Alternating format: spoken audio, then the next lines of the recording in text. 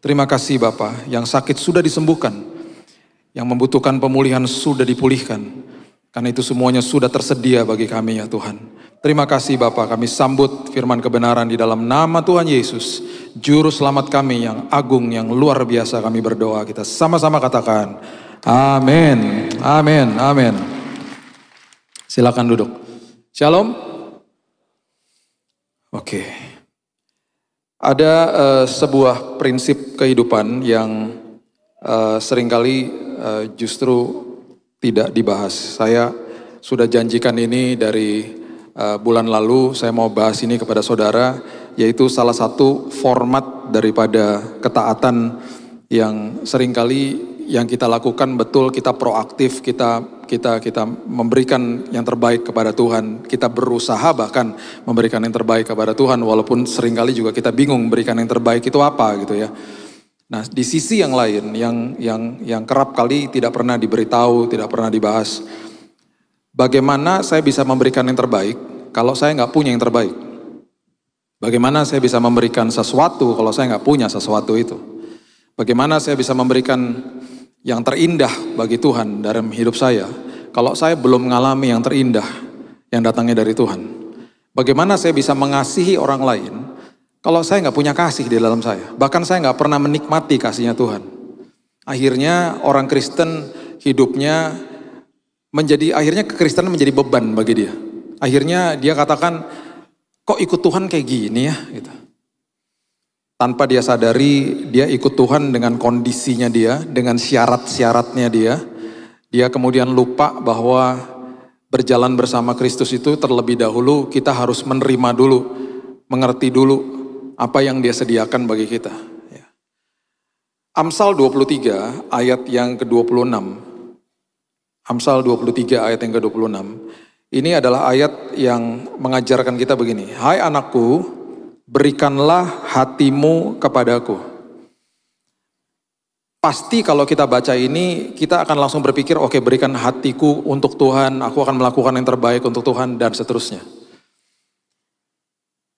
Bagian yang kedua dikatakan, biarlah matamu senang dengan jalan-jalanku.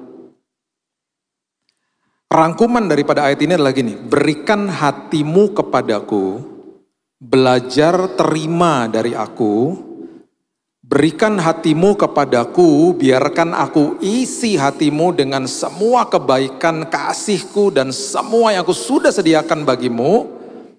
Baru setelah itu kamu akan senang. Senang itu artinya observe, melihat, dan akhirnya menikmati perjalanan dengan saya. Observe, kata melihat, kata senang itu, ya, itu adalah ratsah natsar bahasa Ibrani. Artinya berjalan dengan saya, lihat bagaimana saya menuntunmu, nikmati tuntunan saya. Kira-kira gitu. Nikmati perjalanan hidup ini sama saya. Walaupun ada masalah, kamu akan nikmati perjalanan sama saya. Itu artinya. Jadi berikan hatimu supaya aku isi semuanya. Belajar terima maksudnya. Coba lihat lagi 1 Yohanes 4 ayat 19. 1 Yohanes 4 ayat 19. Kita sanggup mengasihi. Kita sanggup mengasihi Tuhan, kita sanggup mengasihi orang-orang yang ada di sekitar kita, karena Allah lebih dahulu mengasihi kita. Dengan kata lain, saya tidak bisa mengasihi Tuhan, saya tidak bisa mengasihi orang lain, kalau tidak terlebih dahulu saya terima kasih Tuhan dalam hidup saya. Sederhana. Tapi kok nggak dilakukan? Dan akhirnya belajar menerima tuh susah. Belajar menerima tuh susah. Bahkan karya Kristus yang begitu mahal di kayu salib diberikan dengan cuma-cuma. Di dalam benak kita, kita selalu dibohongi sama iblis, dikatakan itu harganya terlalu mahal. Bahkan akhirnya keluarlah kalimat-kalimat atau frase-frase orang Kristen bayar harga. Karena gak belajar terima. Dan itu adalah tujuan iblis, supaya hidup kita tidak enjoy, tidak menikmati perjalanan dan pimpinan Tuhan. Coba kita lihat ya, Lukas pasalnya yang ke-10, ayat 38 sampai 42, coba lihat ya. Ini adalah kisah yang kembali lagi Yesus lakukan untuk memberikan pelajaran sama kita. Kembali lagi saya mau ingatkan, dia menggunakan peristiwa, momen, event, bahkan perumpamaan untuk supaya kalau kita sedang belajar tentang sebuah aspek kebenaran, kita punya visualisasinya. Oh, waktu dia lagi lakukan ini, waktu dia lagi lakukan itu gitu ya. Prinsip memberi, dia lagi ajarin murid-muridnya. Itu seolah-olah kalau saya baca itu, seolah-olah saya juga dipanggil sama Tuhan. Sini, lihat nih, aku lagi ngajarin sama kamu. Prinsip memberi itu seperti begini. Si janda memberikan sepeser, itu pemberian terbesar. Aku lagi ngajarin sama kamu, prinsip kerajaan sorga tidak dilihat jumlahnya. 10.000 sama 100.000, besaran 100.000 kalau di dunia. Di dalam prinsip kerajaan sorga yang dilihat bukan jumlahnya, yang dilihat sisanya. Jadi waktu dia panggil murid-muridnya, waktu dia lagi ngajarin Marta, Maria gini ya, di saat ini, itu dia lagi kasih tahu juga sama kita. Supaya kita mengerti, dia menggunakan peristiwa dan bahkan beberapa peristiwa itu dijadikan metafor bagi dia, yang itu semuanya adalah pelajaran bagi jiwa dan roh kita hari ini. Jadi kalau kita lihat ini, kita belajar ini, kita akan ngerti, oh ini toh maksudnya. Ya. Ketika Yesus dan murid-muridnya dalam perjalanan, tibalah ia di sebuah kampung, seorang perempuan bernama Marta menerima dia di rumahnya.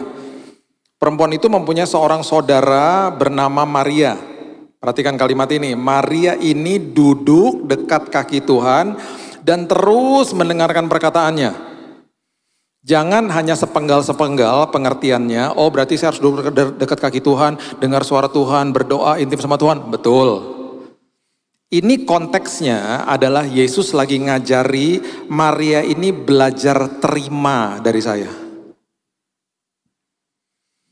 Sebaliknya, Marta yang sibuk dengan pikiran dan formula untuk bagaimana dapat perkenanan Tuhan, supaya bagaimana saya diakui sama Tuhan, bagaimana saya bisa dilayakkan sama Tuhan, sama seperti kebanyakan orang Kristen yang tidak paham tentang kasih karunia Tuhan yang sudah disediakan bagi dia, dikatakan sedang Marta sibuk melayani. Jadi jangan diartikan, oh kalau saya sibuk melayani ntar salah lagi, bukan itu. Ini semuanya dikembalikan, dimasukkan ke dalam pikiran dan hati kita. Kemudian ia mendekati Yesus dan berkata, dua hal orang-orang seperti begini akan lakukan dua hal. Dia akan salahkan Tuhan, dia akan salahkan orang lain. Yang pertama dia katakan begini, Tuhan tidakkah engkau peduli? Yang kedua, bahwa saudaraku membiarkan aku melayani seorang diri, banding-bandingin sama orang lain. Jadi gini, banyak orang, ironisnya ya, banyak jemaat datang kepada saya. Bilang gini sama saya, Pak, saya sudah doa sekian lama, saya sudah puasa sekian hari, kok Tuhan gak jawab? Di dalam benaknya dia, saya harus menggunakan atau melakukan usaha-usaha ini dan ritual-ritual ini dan prosesi-prosesi ini dan formula-formula ini supaya Tuhan jawab doa saya.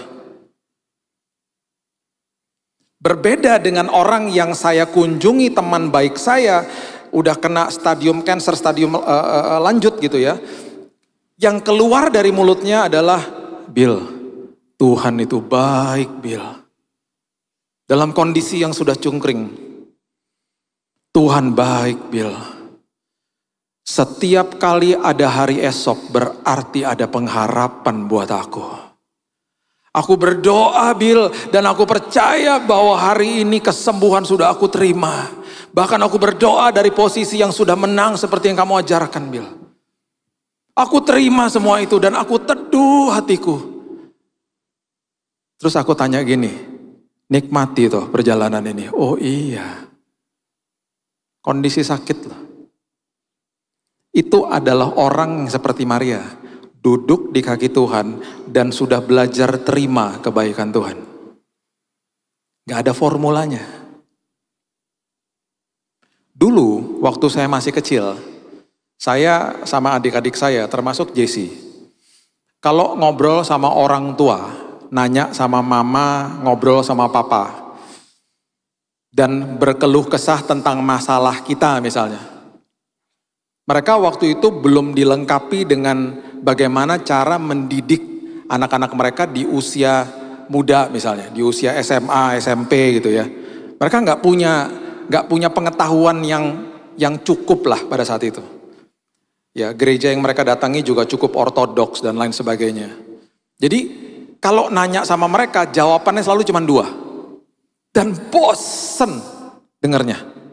Mah, Pah, jadi itu aku gini. Jadi aku mesti ngapain, Mah? Banyak doa dan hidup dekat Tuhan. Besoknya saya tanya lagi.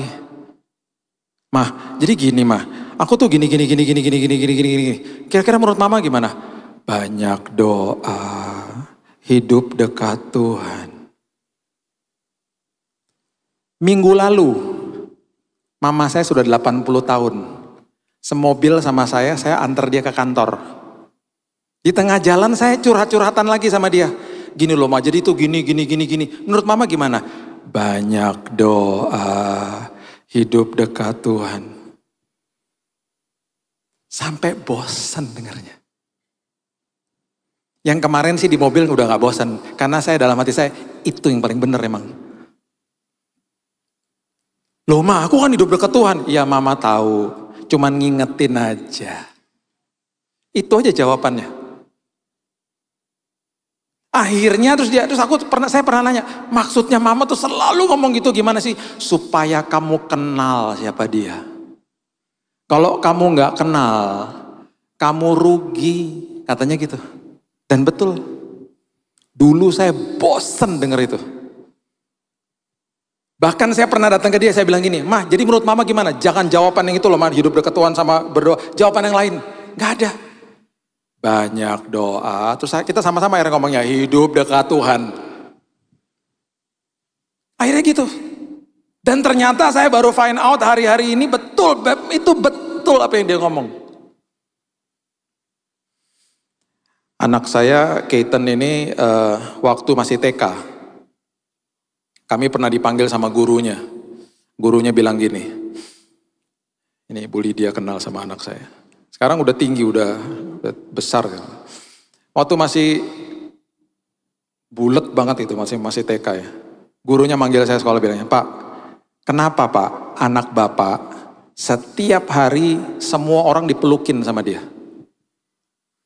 Teman-temannya dipelukin, guru-guru dipelukin, sampai satpam dipelukin sama dia. Loh Pak, saya tuh kasihan Pak, kalau dia meluk anak yang biasa di rumah dipelukin juga Pak, dipeluk balik sama temannya. Tapi kalau itu anak nggak pernah dipeluk, anak Bapak didorong Pak, kasihan loh Pak. Pak, saya dalam kondisi yang waktu itu lagi lesu Pak, lagi stres, saya berdoa Tuhan kirim penghiburan. Bisa pagi-pagi dia datang pelukin kaki saya loh Pak, tanpa kata-kata sampai saya ke toilet, saya nangis Pak. Seperti malaikat kecil dipanggil. Itu bisa gitu kenapa Pak? Karena setiap hari kita pelukin dan kita bilang I love you sama dia di rumah. Pantesan Pak. Apa yang dia terima, dia bisa berikan kepada yang lain. Itu sebabnya kita suka bingung. Kalau didengungkan dari atas mimbar, ayo berikan yang terbaik. Kita bingung, berikan apa yang terbaik? Mau kasih apa sama Tuhan yang terbaik? Karena gak pernah belajar terima. Bahkan imannya kendor karena gak belajar terima. Gak tahu bahwa saya ini sudah dilayakkan, saya ini sudah dibenarkan, saya sudah diberikan kesembuhan di atas kayu salib. Akhirnya imajinasi pikiran kita tentang masa depan kita tuh keruh. Karena gak belajar terima dari Tuhan. Itu sebabnya ini yang Tuhan katakan. Dia katakan begini. Tuhan menjawab, Marta, Marta, engkau khawatir dan menyusahkan diri dengan banyak perkara. Dengan kata lain Tuhan lagi kasih tahu, kamu tuh ikut aku tuh jangan ribet gitu loh. Menyusahkan diri dengan banyak perkara di dalam pikiranmu. Duduk belajar terima sehingga engkau ngerti akhirnya komunikasi sama aku tuh kayak gimana. Dan perhatikan kalimat ini, hanya satu saja yang perlu, berarti gak ada yang lebih perlu daripada menerima dari Tuhan. Kalimat kedua yang sangat dahsyat dikatakan Maria telah memilih bagian yang terbaik, berarti gak ada yang lebih baik daripada itu. Yesus loh yang ngomong. Gak ada duanya dan gak ada yang lebih baik daripada itu. Apa ini maksudnya? Belajar terima. Terus yang dahsyatnya luar biasa dikatakan yang tidak akan bisa diambil daripadanya. Tidak akan bisa diambil daripadanya ini pasti Maria tidak sadar dan tidak mudeng pada saat ini. Rupanya di Yohanes 12 Yesus mampir lagi ke rumahnya. Dia akhirnya dilumuri minyak narwastu di kakinya. Minyak narwastu itu ketika dilumuri di kakinya, minyak narwastu itu baunya gak hilang-hilang. Ada sebuah botol punya teman saya kecil begini, kecil aja begini harganya bisa 100 ribu. Tumpah di rumah saya, dipel 10 hari, tidak hilang baunya. Saat itu Yudas komplain. Kenapa sih minyak mahal-mahal dilumur-lumurin gitu ya? Yesus katakan begini, biarkan Maria melakukan hal ini untuk mengingat hari penguburanku. Mereka juga pasti tidak sadar apa yang akan terjadi. Rupanya beberapa hari setelah itu Yesus naik ke kayu salib. Dan rupanya bau-bau minyak narwastu itu masih melekat di kaki Yesus. Dan waktu saat itu merupakan kehormatan bagi wanita-wanita Yahudi untuk melumuri wangi-wangian, rempah-rempah kepada jenazah teman, saudara atau kerabat mereka yang sudah meninggal. Itu sebabnya waktu 3 orang wanita itu datang ke kubur Yesus gak ketemu dan tidak dapat kesempatan itu karena Yesus sudah bangkit. Satu-satunya wanita yang memiliki kesempatan melumuri tubuh Yesus dengan wangi-wangian hanya Maria. Itu perkenanan Tuhan diberikan sama dia. Makanya Tuhan katakan apa? Gak akan bisa diambil daripadanya. Ketika apa? Ketika kita belajar terima dari dia. Dibawa ke dalam perkenanan Tuhan, dibawa ke dalam kairosnya Tuhan. Dan akhirnya itu yang Alkitab katakan, engkau akan enjoy jalan sama saya. Engkau akan nikmati perjalanan sama saya. Saya akan kupas ayat ini sebagai penutup ya. Dari Yohanes 13 ayat 4 dan seterusnya kita bahas, coba lihat ya.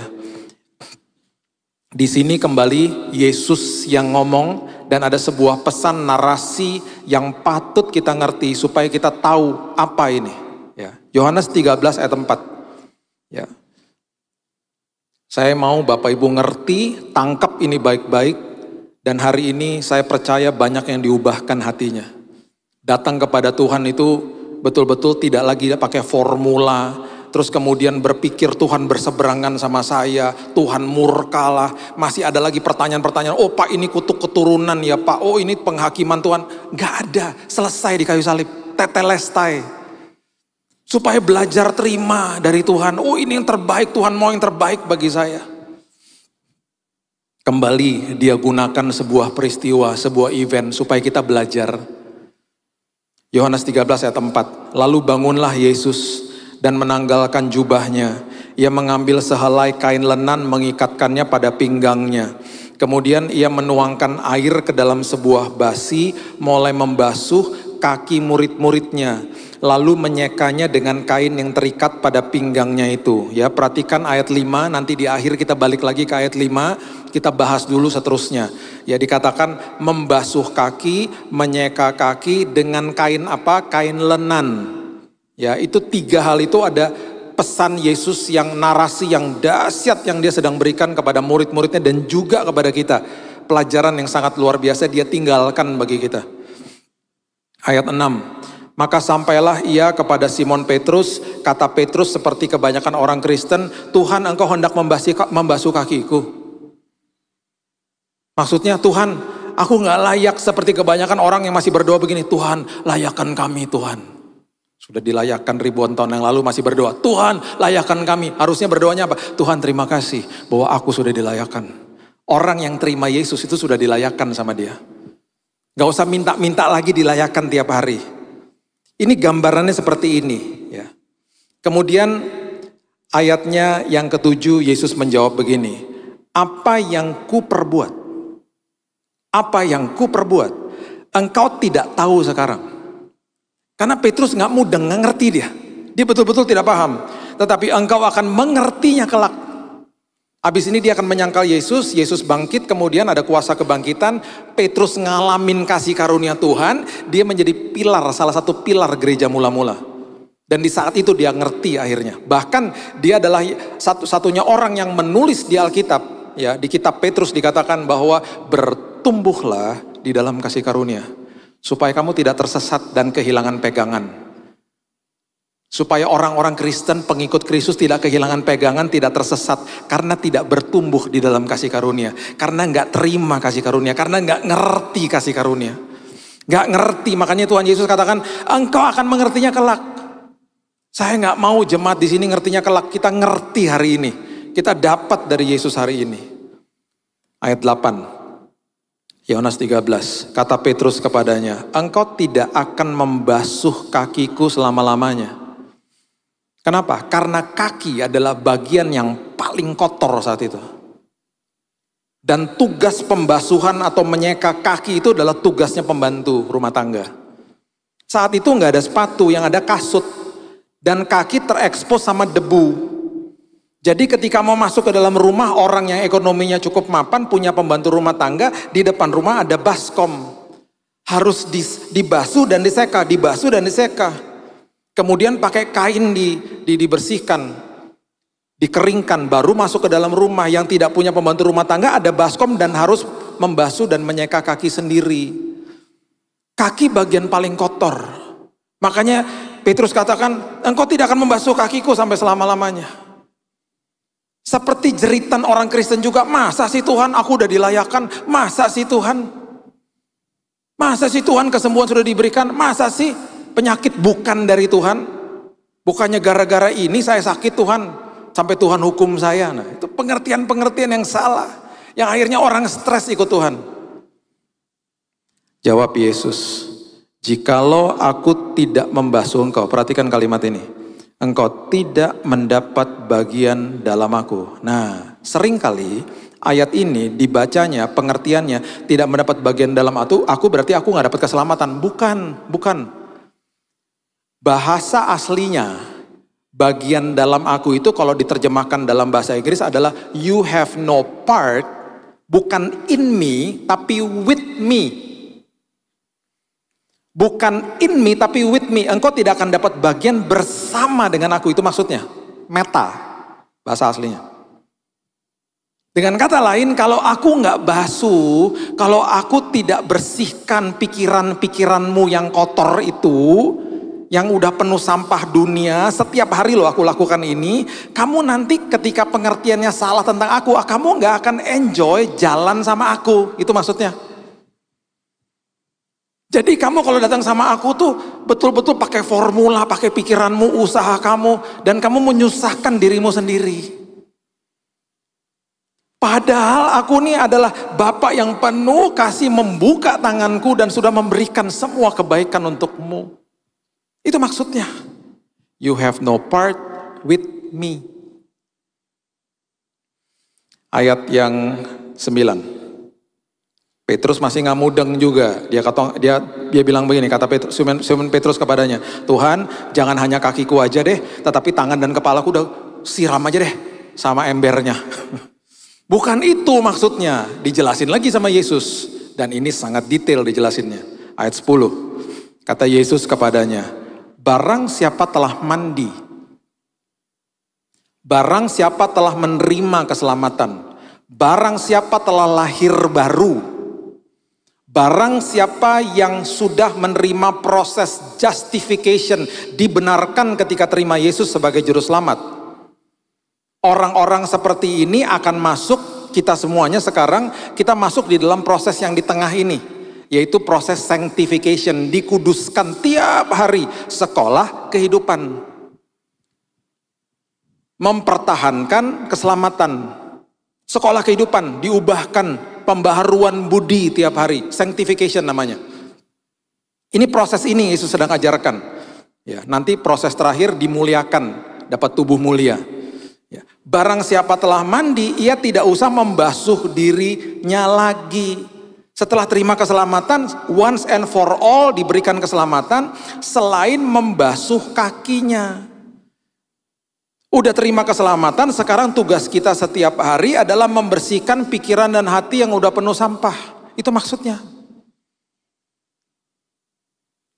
Karena ia sudah bersih seluruhnya, juga kamu sudah bersih, kita semua sudah bersih, hanya tidak semua. Sudah terima keselamatan, hanya setiap hari pikiran dan hati terus dikuduskan sama Tuhan. Diberikan kebenaran, harus diisi dengan makanan yang benar gitu loh. Itu maksudnya. Coba lihat Kejadian 3 ayat 14. Kejadian 3 ayat 14. Ini akan membuka pikiran kita dan hati kita untuk kita lebih ngerti lagi maksudnya Yesus. Kejadian 3 ayat 14. Lalu berfirmanlah Tuhan Allah kepada ular itu, karena engkau berbuat demikian, terkutuklah engkau di antara segala ternak, di antara segala binatang hutan. Ya, ular adalah lambang daripada iblis. Dengan perutmu engkau akan menjalar, perhatikan kalimat ini, dan debu tanahlah akan kau makan seumur hidupmu. Jadi debu tanah adalah makanannya iblis. Oke, debu tanah adalah makanannya iblis. Oke, sekarang lihat Kejadian 2 ayat 7. Debu tanah itu maksudnya apa? Kejadian 2 ayat 7. Ketika itulah Tuhan Allah membentuk manusia itu dari debu tanah. Bahan bakunya kita nih debu tanah. Mengembuskan nafas hidup ke dalam hidungnya, demikianlah manusia itu menjadi makhluk yang hidup. Kita nih dibuat dari debu tanah. Dengan kata lain, di alam roh kita ini mangsanya iblis. Makanya tiap hari dia mematahkan semangat, dia mencobai, dia menuduh, dia membohongi kita. Tiap hari yang diserang apa? Pikiran dan hati. Tiap hari. Itu sebabnya Yesus datang, dia berikan contoh ini kepada murid-muridnya. Dia katakan, tiap hari aku bersihkan pikiranmu. Tiap hari aku basuh pikiranmu. Supaya kamu ngerti bahwa semua tuduhan dan kebohongan dia tidak mempan sama kamu. Karena dari pikiranmu lah, kalau engkau mengerti aku salah, engkau tidak akan menikmati perjalanan dengan aku. Dan aku mau lakukan itu setiap hari, supaya kamu paham bahwa kasihku begitu besar atas hidupmu. Hal yang sangat klise, yang udah bosan mungkin didengar, tapi pentingnya luar biasa. Sama seperti saya dengar nasihat mama saya, banyak doa dan hidup dekat Tuhan. Supaya apa mah? Supaya kamu ngerti hatinya dia. Kamu ngerti hatinya dia, kamu senang. Dan kamu paham, kamu nikmati perjalanan sama Tuhan. Kita tutup dengan ayat 5 ya. Sekarang ayat 5 akan memberikan pengertian yang dalam ketika Bapak Ibu sudah ngerti yang tadi. Ya. Ayat 5 itu artinya ini. Ya.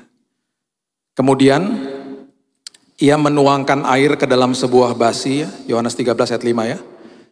Mulai membasuh kaki murid-muridnya. Oke, kata membasuh itu artinya nipto. Nipto dalam bahasa Yunani adalah continuing present tense. Berarti dilakukan tiap hari. Terus menerus. Jadi pembasuhan pikiran tuh tiap hari.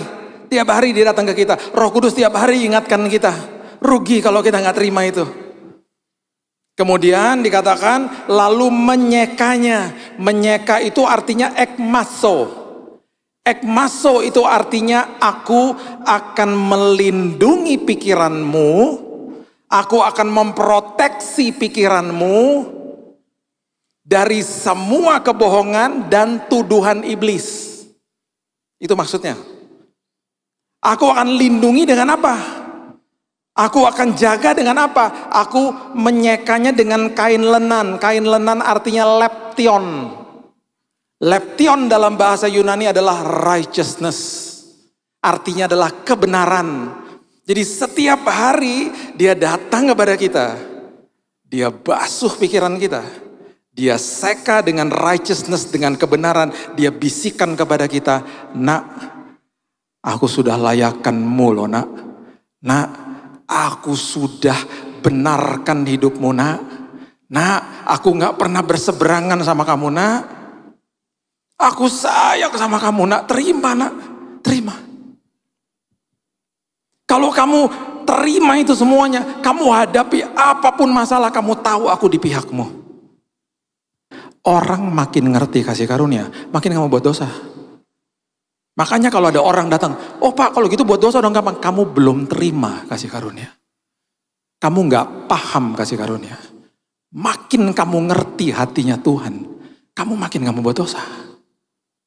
Makin kamu belajar terima dari dia, bahwa dia sangat mengasihimu, dia basuh engkau tiap hari. Kamu akan hati-hati dengan hidupmu. Disitulah kamu bisa berikan yang terbaik kepada dia. Yuk kita belajar terima dari Tuhan hari ini. Berikan hati kita kepada dia, biarkan dia isi dengan kebenaran. Bahwa tidak pernah sedetik pun dia berseberangan sama kita. Karena kita sudah dilayakkan di hadapannya. Berikan tepuk tangan kita untuk Tuhan kita.